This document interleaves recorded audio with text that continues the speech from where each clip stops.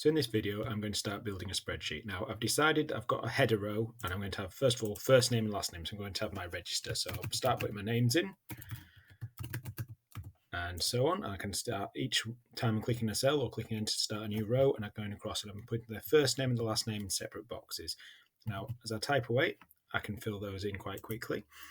So now I need to start thinking, what information do I want for each one? Now, the key with spreadsheets is that row 2 is now belonging to Darth Vader. So anything put in row 2 is an entry against his name. So I could put all sorts of different information in the columns, but row 2 is Darth Vader's entry. So column C, I'm going to call it side, and then I can just input the data for each of my entries. So he's clearly dark. That's a bit harder. Let's go for light, light, light. I'm going to use my copying ability here as well, just to speed myself up a bit. So now those two are light as well, and then back to some more darkness at the bottom.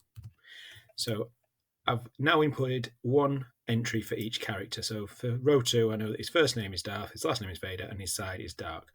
For row 4, I know his first name is Luke, his last name is Skywalker, and his side is light. So I now need to think, and I don't need to be limited by just having a column of information. I could add lots and lots of information about these data points. So I'm going to give them all a test. So they're all going to sit a test, and they're going to have a test score, and this could be their start of year test score. So I better put it is out of 100, so I could just put out of 100.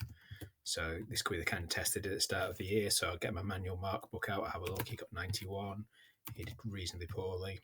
He was a bit of a disappointment. She was fantastic. Not the best day for him, and so on. Now, need to be careful with not using data validation.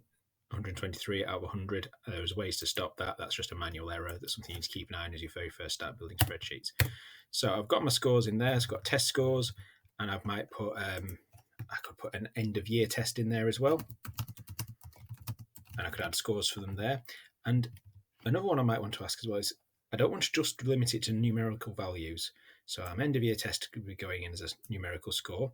I might have previous grade.